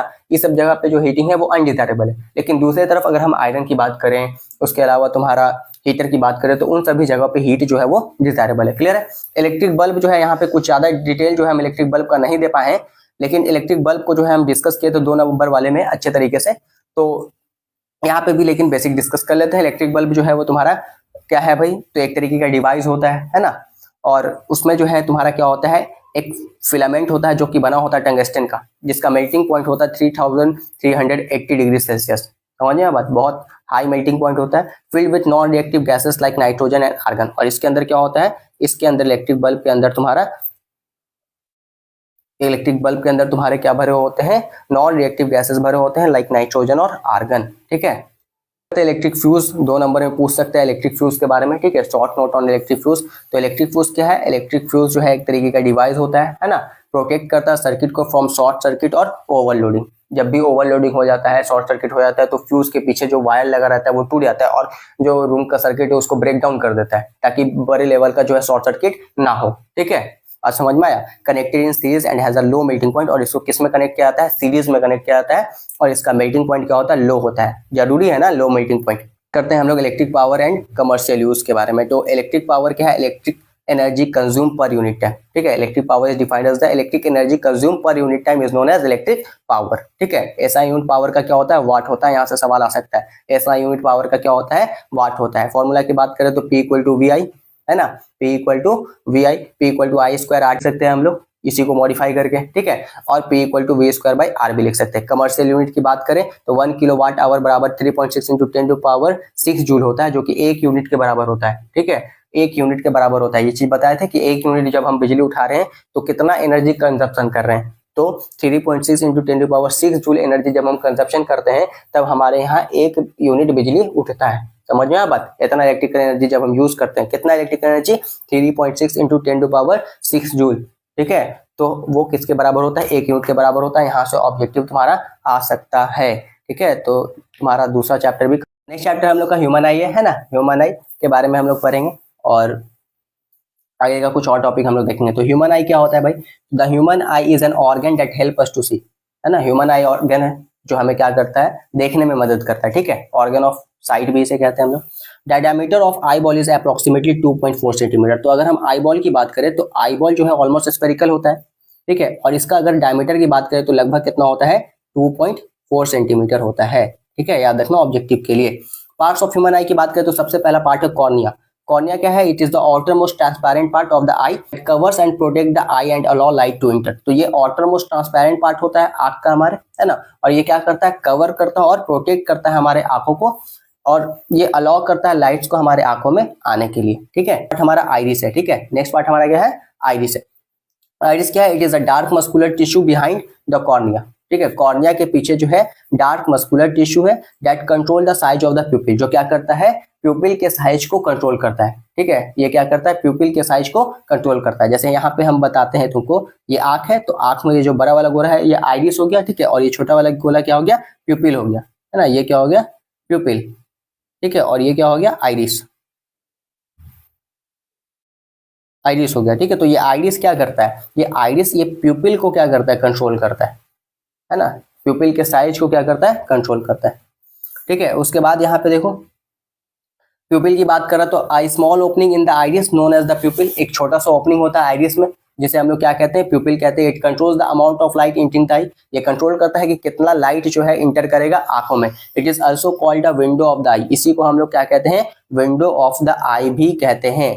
बात करते हैं क्रिस्टलाइन लेंस की, तो it is a convex lens compose of fibrous jelly like material. ठीक है, ये तुम्हारा कैसा लेंस होता है, कॉन्वेक्स लेंस होता है। याद रखना, पूछ सकता है कि ह्यूमन आई में कौन सा लेंस होता है, कॉनकेव लेंस या कॉन्वेक्स लेंस, तो कहना कॉन्वेक्स लेंस होता है। ठीक है, और किससे बना होता है, तो जेली लाइक मटेरियल से बना होता है। It provide real and inverted image on the retina, और ये क्या करता है, रियल और इन्वर्टेड इमेज प्रोवाइड कराता है किसके ऊपर, रेटिना के ऊपर। हम पढ़े ना, आई का जो सबसे इनर मोस्ट पार्ट होता है हमारा रेटिना, ठीक है, उसी पे इमेज हमारा बनता है, और उस पे जो इमेज बनता है वो इन्वर्टेड बनता है। ठीक है, अभी तुम्हारा इमेज मेरे आंख के रेटिना पे उल्टा बन रहा है, लेकिन तुम हमको सीधा इसलिए दिख रहे हो क्योंकि वहां से ऑप्टिक नर्व सिग्नल ले जा रहा है ब्रेन के पास और वो सीधा करके दिखा रहा है। ठीक है, ना बात करते हैं रेटिना का, तो रेटिना क्या है भाई, it is a membrane containing many light sensitive cell at the back of the eye, है ना। कई सारे तुम्हारे यहाँ पे सेंसिटिव सेल्स प्रेजेंट होते हैं। Image form on the retina generate electrical signal, और इमेज जो है वो रेटिना पे ही बनता है और ये क्या करता है, इलेक्ट्रिक सिग्नल्स को जनरेट करता है। अब बात करते हैं ऑप्टिक नर्व के बारे में, जो कि सेकंड क्रेनियल नर्व है। Electrical signal generated by the retina, जो इलेक्ट्रिकल सिग्नल्स जनरेट किया जाता है रेटिना के द्वारा, are sent to the brain by optic nerve, उसको ब्रेन में भेजा जाता है किसके द्वारा, ऑप्टिक नर्व के द्वारा। क्लियर है बात। उसके बाद बात करते हैं विट्रस ह्यूमर की। तो यहाँ पे एक और पॉइंट होता है एक्वस ह्यूमर, जो कि छूट गया है, ठीक है। तो एक्वस ह्यूमर के बारे में भी हम डिस्कस कर देंगे, पहले विट्रस ह्यूमर देख लेते हैं। It is a clear and colourless fluid like water, ये क्लियर और कलरलेस फ्लूइड होता है वाटर की तरह, ठीक है। Found between the lens and retina, ये कहाँ प्रेजेंट होता है, लेंस और रेटिना के बीच में प्रेजेंट होता है। लेंस और रेटिना के बीच में जो फ्लूइड प्रेजेंट होता है उसे हम लोग क्या कहते हैं, विट्रस ह्यूमर कहते हैं, ठीक है। लेकिन दूसरी तरफ जब हम बात करें बीच में कॉर्निया और लेंस के बीच में लिख देते हैं, है ना, सबसे अच्छा लिख देते हैं कि कॉर्निया एंड लेंस के बीच में, ठीक है, जो फ्लूइड होता है उसे हम लोग क्या कहते हैं, एक्वस ह्यूमर कहते हैं। समझ गए ना बात, उसे हम लोग क्या कहते हैं, एक्वस ह्यूमर कहते हैं। क्लियर है। तो ये हो गया विट्रस ह्यूमर और एक्वस ह्यूमर। अब बात करते हैं accommodation of the eye. Accommodation of the eye क्या होता है, तो देखो, the process by which ciliary muscles function to change the focal length of the eye, वो प्रोसेस जिसके द्वारा सिलियरी मसल्स क्या करता है, काम करता है, और ये फोकल लेंथ को क्या करता है, चेंज करता है आंख के, so that an image is clearly form on the retina, ताकि क्या हो सके, इमेज जो है वो क्लियरली रेटिना के ऊपर बन सके, ठीक है। इसी को हम लोग क्या कहते हैं, एकोमोडेशन कहते हैं। 2 नंबर में पूछ सकता है हम लोग कंडीशन के बारे में। तो देखो, फार ऑब्जेक्ट, ठीक है, फार ऑब्जेक्ट है, दूर का ऑब्जेक्ट है, तो सिलियरी मसल जो है वो क्या करेगा, रिलैक्स करेगा, ठीक है, सिलियरी मसल्स रिलैक्स करेगा, लेंस का शेप थिन होगा और फोकल लेंथ क्या करेगा, इंक्रीज करेगा, ठीक है। अगर जब हम दूर को ऑब्जेक्ट को देखते हैं तो वैसे कंडीशन में सिलियरी मसल्स जो है वो क्या करता है, रिलैक्स करता है। कोई भी चीज, दूर का कोई भी चीज देखो आंख को आराम मिलेगा, दूर का कोई भी चीज देखो आंख को क्या मिलेगा, आराम मिलेगा। नजदीक का कोई चीज भी देखो आंख को थोड़ा भारीपन लगेगा, क्यों, सिलियरी मसल्स कॉन्ट्रैक्ट कर रहा है जब नजदीक का चीज देख रहे हो तो, ठीक है, बात समझ में आया। तो नियर ऑब्जेक्ट को देख रहे हैं तो सिलियरी मसल्स क्या कर रहा है, कॉन्ट्रैक्ट कर रहा है, लेंस का शेप ठीक हो रहा है और फोकल लेंथ डिक्रीज कर रहा है। रेंज ऑफ ह्यूमन विजन ये पूछता है ऑब्जेक्टिव में, नियर पॉइंट कितना, 25 सेंटीमीटर, यानी कि सबसे करीब का हम लोग कितना देख सकते हैं, 25 सेंटीमीटर तक, सबसे करीब का कितना देख सकते हैं, 25 सेंटीमीटर तक, ठीक है। और क्या सबसे दूर तक कितना देख सकते हैं, इन्फिनिटी, है ना, इन्फिनिटी तक, सबसे दूर का हम लोग इन्फिनिटी तक। तो नियर पॉइंट 25 सेंटीमीटर और फार पॉइंट कितना हो गया हमारा, इन्फिनिटी हो गया। यहाँ पे डायग्राम है ह्यूमन आई का, ह्यूमन आई का डायग्राम पहले भी डिस्कस कर चुके हैं, लेकिन यहाँ पे देख लो, बनवा भी चुके हैं, ठीक है। अब देखो यहाँ पे लेबलिंग एक बार फिर से समझ लो, कॉर्निया और लेंस के बीच में देखो यहाँ पे तुमको दिख गया एक्वस ह्यूमर, है ना। उसके बाद आगे में तुम्हारा प्यूपिल हो गया, आइरिस हो गया, कॉर्निया हो गया, ठीक है।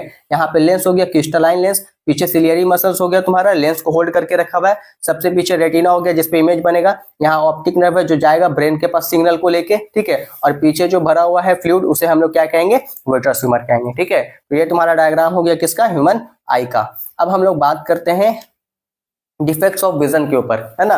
तो उसमें सबसे पहला है मायोपिया, जिसे हम लोग नियर साइटेडनेस भी कहते हैं। क्या कहते हैं, नियर साइटेडनेस भी कहते हैं, ठीक है। तो नियर साइटेडनेस यानी मायोपिया क्या होता है, a person can see near by object clearly. Near sightedness में क्या होता है, पास का चीज उसको साफ दिखेगा, दूर का चीज उसको ब्लर दिखेगा, ठीक है। क्लियर है बात।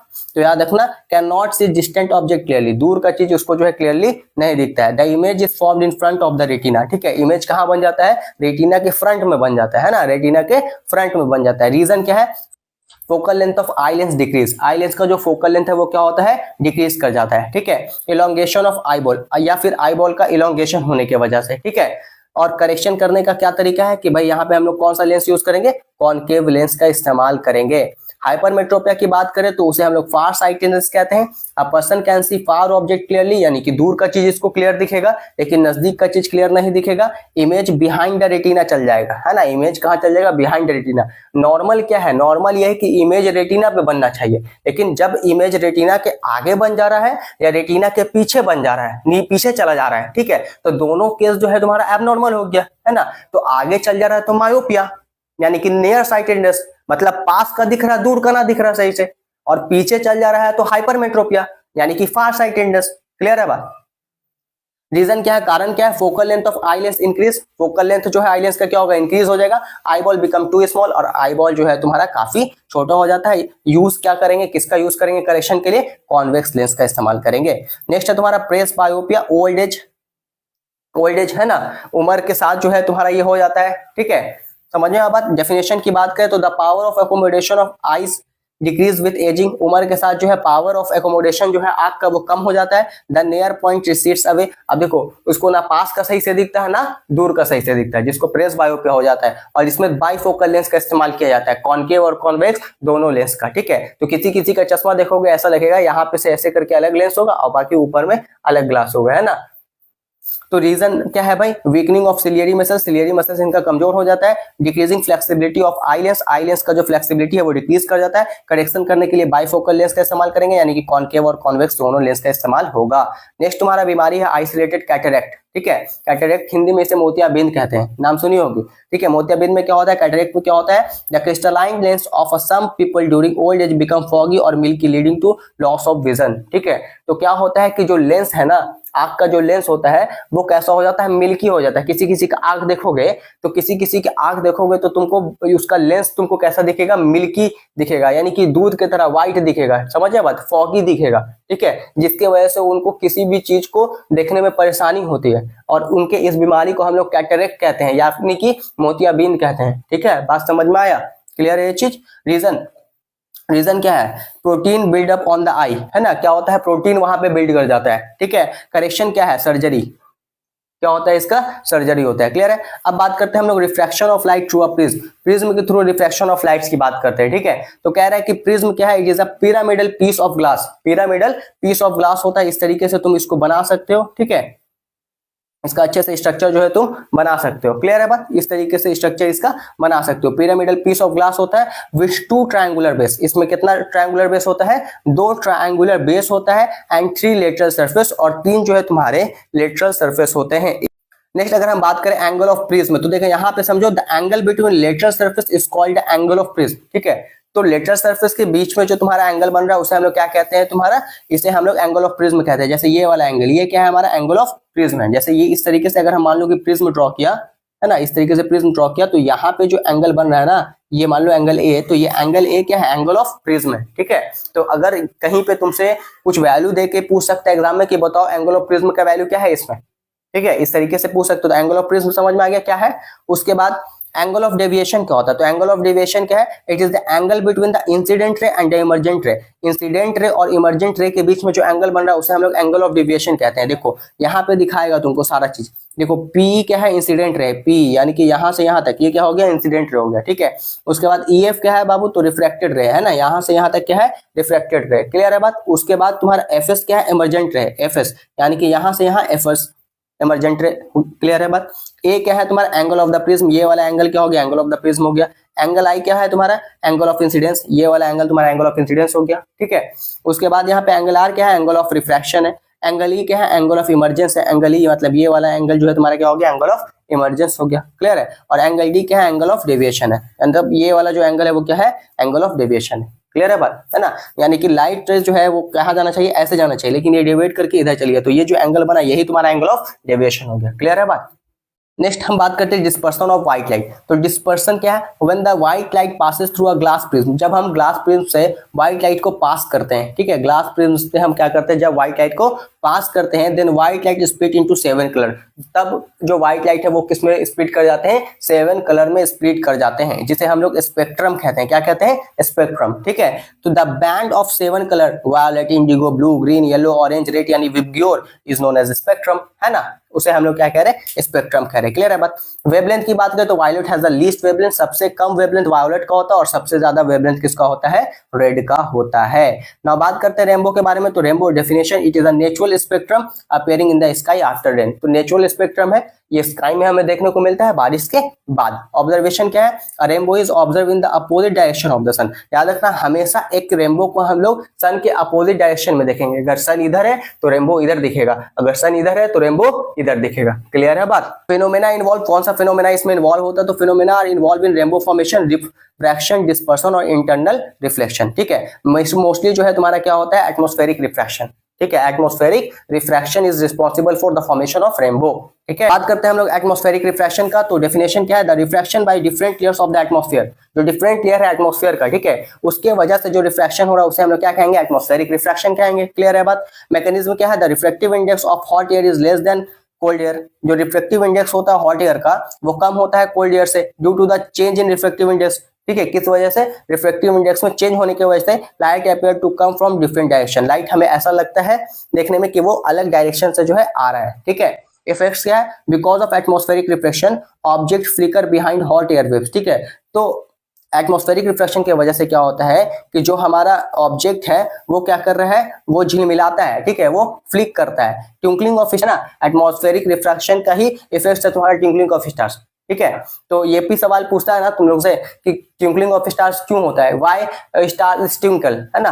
क्योंकि एटमॉस्फेरिक रिफ्रैक्शन की वजह से। क्लियर है बात? जब लाइट उसका आ रहा होता है तो बीच में काफी ज्यादा हमें क्या देखने को मिलता है? रिफ्रैक्शन देखने को मिलता है ना। लाइट जो आ रहा है वो रिफ्रैक्शन होता है, इसलिए जो है हमको ट्विंकलिंग ऑफ स्टार्स देखने को मिलता है। Advance sunrise and delayed sunset. ठीक है, सनराइज थोड़ा पहले देखना, ठीक है, सनसेट थोड़ा लेट तक दिखना, किस वजह से? रिफ्रैक्शन के वजह। ना बात करते हैं स्कैटरिंग ऑफ लाइट का। तो सबसे पहले इसमें टिंडल इफेक्ट है। When a light ray passes through a colloidal solution its path become visible. तो जब भी हम लाइट रे को पास करेंगे कोलॉइडल सॉल्यूशन में, ठीक है, तो ये तुमको दिखेगा। क्लियर है? कोलॉइडल सॉल्यूशन कहने का मतलब मिल्क। एग्जाम्पल याद रखना, कोलॉइडल सॉल्यूशन का एग्जाम्पल क्या है? मिल्क है। कोलॉइड हम किसे कहते हैं? ठीक है, जो देखने में होमोजीनस लगे, कैसा लगे? होमोजीनस मिक्सचर, लेकिन एक्चुअल में क्या हो? हेट्रोजीनस। ठीक है, dependence on particle size, fine particle scatter mainly blue lights. ठीक है, और वेवलेंथ कैसा होता है इसका? शॉर्ट वेवलेंथ होता है। ठीक है, मीडियम पार्टिकल्स की बात करें तो स्कैटर मेनली रेड लाइट, और इसका वेवलेंथ क्या होता है? रेड लाइट का वेवलेंथ जानते ही हो, लॉन्गर होता है ना, लॉन्ग वेवलेंथ, ज्यादा wavelength. Large particles scatter all colours making the light appear white. ठीक है, तो जो तुम्हारे लार्ज पार्टिकल्स हैं वो कलर्स में स्कैटर होते हैं ना, और लाइट को ये, तो लाइट है तुम्हारा वो कैसा अपीयर होता है? फिर व्हाइट कलर का अपीयर होता है। ठीक है, यहाँ पे स्काई कलर का कहानी है। In the upper atmosphere very fine particles of vapours and gases scatter blue light. ठीक है, तो क्या कह रहा है कि अपर एटमॉस्फेयर में अगर हम कहें, बात करें तो very fine particles of vapours and gases scatter blue light. जो ऑफ वेपर्स हैं और गैसेस हैं वो क्या करते हैं? ब्लू लाइट को स्कैटर करते हैं। So the sky appear blue, इसी वजह से स्काई जो है हमें कैसा दिखता है? ब्लू दिखता है। बात समझ में आया? ये सारा का सारा 2 नंबर का सब सवाल है। रेड्स सन एट सनराइज और सनसेट। ठीक है, तो sunlight travel more through the atmosphere when sun is near the horizon. ठीक है, जब सन तुम्हारे हॉरिजन के काफी करीब होता है। ठीक है, blue light is scatter away by fine particle. Blue light जो है वो तुम्हारा स्कैटर होता है। ठीक है, और अवे होता है, away by fine particles. Away कहने का मतलब उससे दूर। ठीक है, but longer wavelength red light, लेकिन जो वेवलेंथ है वो ज्यादा किसका होता है? रेड लाइट का होता है, जो हमारे आंखों तक क्या करता है? पहुंचता है। ठीक है, इसी समय, इसी के वजह से सनराइज और सनसेट के समय में हमको सन जो है वो कैसा दिखता है? रेड दिखता है। ठीक है, तो एक और चैप्टर हम लोग कंप्लीट। देखो नेक्स्ट चैप्टर स्टार्ट करते हैं हम लोग। ठीक है, magnetic fields and field lines. सबसे पहले बात करते हैं मैग्नेट के बारे में। ठीक है, तो एवरी मैग्नेट हैज 2 पोल्स। हम लोग जानते हैं हर मैग्नेट में कितने पोल होता है? 2 पोल होता है, एक नॉर्थ पोल होता है और एक साउथ पोल होता है। क्लियर है बात? Like poles repel and unlike poles attract each other. तो जो लाइक पोल्स हैं वो क्या करते हैं? एक दूसरे को रिपेल करते हैं, और अनलाइक पोल जो है एक दूसरे को क्या करते हैं? अट्रैक्ट करते हैं। उसी तरीके से जैसे हमने अभी चार्ज में देखा था। ठीक है, कह रहा है freely suspended bar magnet aligns itself in a north south direction. मतलब कि अगर हम फ्रीली सस्पेंडेड एक बार मैग्नेट को देखें तो वो अपने आप जो है नॉर्थ और साउथ डायरेक्शन में क्या करता है? अलाइन हो जाता है। ठीक, inside the magnet the direction of line is from south to north. अगर हम मैग्नेट के अंदर की बात करें तो जो फील्ड लाइन का डायरेक्शन है वो कैसे होता है? साउथ टू नॉर्थ होता है, मतलब इधर से इधर। ठीक है, और आउटसाइड क्या होता है? नॉर्थ टू साउथ होता है। क्लियर है बात? याद रखना। तो closer field line indicate stronger magnetic. ठीक है, तो अगर मान लो कि फील्ड लाइन जितना ज्यादा क्लोज होगा ना, उतना ज्यादा तुम्हारा जो है मैग्नेटिक फील्ड क्या होगा? स्ट्रांग होगा। क्लियर है बात? और लाइंस जो है कभी इंटरसेक्ट नहीं करते हैं ना। लाइंस जो है तुम्हारे मैग्नेटिक फील्ड लाइंस वो कभी भी इंटरसेक्ट नहीं करते। Magnetic field lines can never intersect. बात करते हैं मैग्नेटिक फील्ड के बारे में। तो मैग्नेटिक फील्ड क्या है? The area around a magnet in which it's magnetic force can be experience. वो एरिया मैग्नेट के अराउंड, ठीक है, जहां तक उस मैग्नेट का जो पावर है, मैग्नेट का जो फोर्स है उसको एक्सपीरियंस किया जा सके, वही एरिया क्या कहलाता है? मैग्नेटिक फील्ड कहलाता है। ठीक है, जैसे मान लो यहाँ पे एक मैग्नेट रख दिया। अब ये मैग्नेट जो है इतना दूर तक क्या कर रहा है? किसी ऑब्जेक्ट को अट्रैक्ट कर पा रहा है, किसी मैग्नेटिक ऑब्जेक्ट को अट्रैक्ट कर पा रहा है। तो इतना दूर का एरिया क्या हो गया तुम्हारा? ये मैग्नेटिक फील्ड हो गया। ठीक है, मतलब ये इतना दूर के एरिया में ये मैग्नेटिक फील्ड बना रहा है। क्लियर है बात? ये पूछ सकता है कि मैग्नेटिक फील्ड का जो है एसआई यूनिट क्या होता है? तो मैग्नेटिक फील्ड का एसआई यूनिट होता है टेस्ला। ठीक है। मैग्नेटिक फील्ड का एसआई यूनिट क्या होता है, टेस्ला होता है। It has both magnitude and direction, इसके पास मैग्नीट्यूड भी होता है और डायरेक्शन भी होता है। मींस ये कैसा क्वांटिटी है, वेक्टर क्वांटिटी। वेक्टर क्वांटिटी हम उसे कहते हैं जिसके पास डायरेक्शन भी और मैग्नीट्यूड भी हो, ठीक है। मैग्नेटिक फील्ड लाइंस की बात करते हैं अगर, तो मैग्नेटिक फील्ड लाइंस में क्या कह रहा है हमारा, मैग्नेटिक फील्ड लाइंस क्या है, एक इमेजिनरी लाइंस है that depicts the strength and direction of the magnetic field, ठीक है। तो इमेजिनरी लाइंस होता है जो हमें क्या बताता है, स्ट्रेंथ के बारे में बताते हैं ना, जो हमें स्ट्रेंथ के बारे में और डायरेक्शन के बारे में बताता है मैग्नेटिक फील्ड, ये क्लियर है। Lines arise from the north pole and at the south pole. तो लाइंस जो है तुम्हारा, ये मैग्नेटिक फील्ड लाइंस जो है वो कहाँ से अराइज होता है, ये मैग्नेटिक फील्ड लाइंस जो है वो नॉर्थ पोल से अराइज होता है और कहाँ खत्म होता है, साउथ पोल पे जाके खत्म होता है, क्लियर है बात। नेक्स्ट हम लोग बात करते हैं magnetic field due to current carrying conductor, ठीक है। करंट कैरिंग कंडक्टर की वजह से मैग्नेटिक फील्ड कैसा होगा, तो हम मान लो कि एक तार यहाँ से पास करा देते, करंट कैरिंग कंडक्टर पास करा देते, ठीक है, आई, तो इसके वजह से जो है तुम्हारा मैग्नेटिक फील्ड कैसा होगा। तो देखो magnetic field due to current हुआ स्ट्रेट कंडक्टर, क्या कह रहा है, it can be represented by concentric circle at every point on conductor. ये क्या करेगा, इस तरीके से कंसेंट्रिक सर्कल बना देता है ना, पढ़ चुके हैं, इस तरीके से क्या करता है, कंसेंट्रिक सर्कल बना देता है ना। Circle are closer near the conductor, है ना, और ये जो सर्कल्स होते हैं वो कंडक्टर के नियर ही रहते हैं, ठीक है। Direction given by right thumb rule, और यहाँ पे जो है डायरेक्शन जो है वो दिया जाएगा किसके द्वारा, राइट हैंड थंब रूल के द्वारा, ठीक है। मैग्नेटिक फील्ड जो है वो डायरेक्टली प्रोपोर्शनल होता है करंट के, और मैग्नेटिक फील्ड जो है वो इनवर्सली प्रोपोर्शनल होता है डिस्टेंस ऑफ कंडक्टर के, ठीक है। याद रखना, इसीलिए देखते हो कभी कभी बड़ा जिसमें वैसा तार जिससे करंट खूब हेवी वाला पास होता है तो कहते हैं कि उसके पास मत जो खींच लेगा, क्यों, क्योंकि current carrying conductor behaves like a magnet, पढ़ चुके हैं हम लोग, है ना। Factor affecting magnet field of circular loop, तो मैग्नेटिक फील्ड जो है वो डायरेक्टली प्रोपोर्शनल होता है करंट के, मैग्नेटिक फील्ड जो है वो डायरेक्टली प्रोपोर्शनल होता है number of turns of the coil के, और मैग्नेटिक फील्ड जो है वो इनवर्सली प्रोपोर्शनल होता है डिस्टेंस ऑफ कंडक्टर के। तो यहाँ पे बस रिलेशन याद रखना है। आगे देखो, magnetic field due to a current in solenoid, solenoid से सवाल आ सकता है 2 नंबर में, ठीक है। सोलेनोइड का डेफिनेशन ये सब पूछ सकता है, ठीक है। तो सोलेनोइड क्या होता है, a coil of many circular turns of insulated copper wire wrapped closely in a cylindrical form. तो इस तरीके से जब तुम क्या करते हो, एक इंसुलेटेड कॉपर वायर को रैप कर देते हो क्लोजली सिलेंड्रिकल फॉर्म में, तो इसी को हम लोग क्या कहते हैं, सोलेनोइड कहते हैं, ठीक है। Magnetic field of solenoid is similar to that of bar magnet, magnetic field जो सोलेनोइड का होता है वो सिमिलर होता है किसके, बार मैग्नेट के, ठीक है। और magnetic field is uniform inside the solenoid, और सोलेनोइड के अंदर की बात करें तो यहाँ पे जो मैग्नेटिक फील्ड होता है वो यूनिफॉर्म होता है, क्लियर है बात। और direction of field lines in solenoid की बात करें तो आउटसाइड यानी बाहर की तरफ नॉर्थ टू साउथ रहेगा, ठीक है। नॉर्मली जैसे बार मैग्नेट में है ना, नॉर्थ टू साउथ रहेगा और इनसाइड साउथ टू नॉर्थ रहेगा। हमारा ये इंपॉर्टेंट है, 2 नंबर में पूछा जा सकता है, डिफरेंस इलेक्ट्रोमैग्नेट और परमानेंट मैग्नेट में, ठीक है।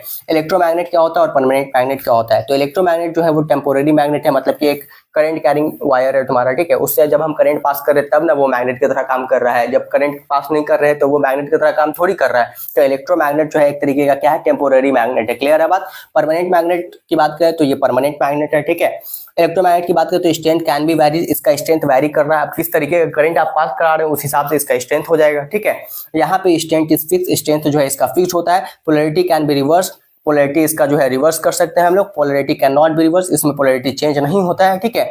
जनरली अ स्ट्रॉन्ग मैग्नेट, और इलेक्ट्रोमैग्नेट जनरली एक स्ट्रॉन्ग मैग्नेट माना जाता है, और जनरली अ वीक मैग्नेट, और परमानेंट मैग्नेट जो है उसको वीक मैग्नेट माना जाता है। नेक्स्ट अगर हम बात करें तो force on a current carrying conductor, तो कह रहा है कि Andre Marie Ampere suggested that the magnet must also exert an equal and opposite force on the current carrying conductor. तो कह रहा है, ये साइंटिस्ट है चाचा, एंड्री मैरी एम्पियर, है ना, ये कहते हैं कि मैग्नेट जो है वो क्या करता है, एक्सर्ट करता है इक्वल और opposite force on the current carrying conductor, ठीक है। करंट कैरिंग कंडक्टर पे क्या करता है, इक्वल और अपोजिट फोर्स जो है वो क्या करता है, एक्सर्ट करता है, यानी कि उसके ऊपर लगा रहा होता है, ठीक है। और फिर कह रहे हैं कि the displacement in the conductor is maximum, displacement जो है कंडक्टर में वो मैक्सिमम होगा when the direction of current is at a right angle to the direction of the magnetic field. तो जो डायरेक्शन ऑफ करंट है, ठीक है, वो राइट एंगल में होगा to the direction of magnetic field, magnetic field के डायरेक्शन के, ठीक है। और कह रहा है आगे तुम्हारा कि direction of force is reverse when the current direction is change, जब हम करंट का डायरेक्शन चेंज कर देंगे तो डायरेक्शन ऑफ फोर्स क्या हो जाएगा, रिवर्स हो जाएगा, ठीक है। अब आगे ये Fleming left hand rule important है तुम्हारे एग्जाम के लिए, ठीक है। 2 नंबर में फ्लेमिंग्स लेफ्ट हैंड रूल क्या होता है, stretch the 4 finger, middle finger and thumb of your left hand mutually perpendicular to each other, ठीक है। एक दूसरे को क्या करना है, परपेंडिकुलर रखना है ना, इस तरीके से, ठीक है, परपेंडिकुलर रखना है। जिसमें तुम्हारा 4 फिंगर क्या बता रहा है, 4 फिंगर बताता है point in the direction of the magnetic field, 4 finger तुमको क्या बता रहा है, मैग्नेटिक फील्ड का डायरेक्शन बता रहा है ना। उसके बाद मिडिल फिंगर क्या बता रहा है, points in the direction of the current, finger जो है तुम्हारा ये करंट का डायरेक्शन बताता है, ठीक है। उसके बाद थंब क्या बताता है, point in the direction of the force और मोशन, ठीक है।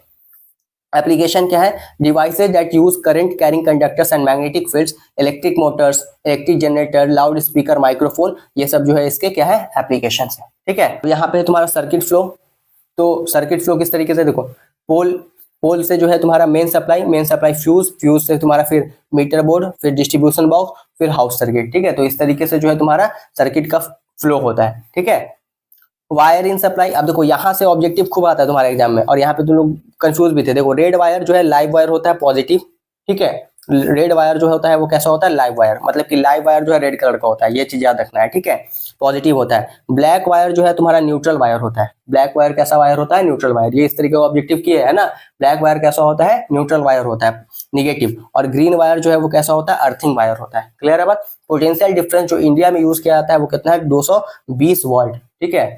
उसके बाद यहाँ पे की कॉन्सेप्ट में क्या कह रहा है, अर्थ वायर के बारे में कह रहा है कि है ना, protect us from electric shock in case of leaking of current, कहीं से अगर करंट लीक ना कर जाए, इसलिए क्या करता है, हम लोग क्या करते हैं, अर्थिंग डालते हैं, ठीक है। It provides a low resistance path for current in case of leakage, ये क्या करता है, पाथ जो है करंट को प्रोवाइड करता है ना। बड़े बड़े बिल्डिंग्स में देखोगे अर्थिंग डाला रहेगा, जब भी बिजली उजली करका तो वो उसको लेकर जमीन में लेके चला जाएगा करंट को, ठीक है। जिससे क्या होगा कि बाकी की चीजों पे ज्यादा इफेक्ट्स नहीं पड़ेगा, समझ में आया बात। नेक्स्ट बात करते हैं शॉर्ट सर्किट के ऊपर। Wire comes in contact with neutral wire, जब तुम्हारा लाइव वायर न्यूट्रल वायर के कांटेक्ट में आ जाता है तो रेजिस्टेंस बिकम स्लो, रेजिस्टेंस काफी ज्यादा क्या होता है, कम हो जाता है।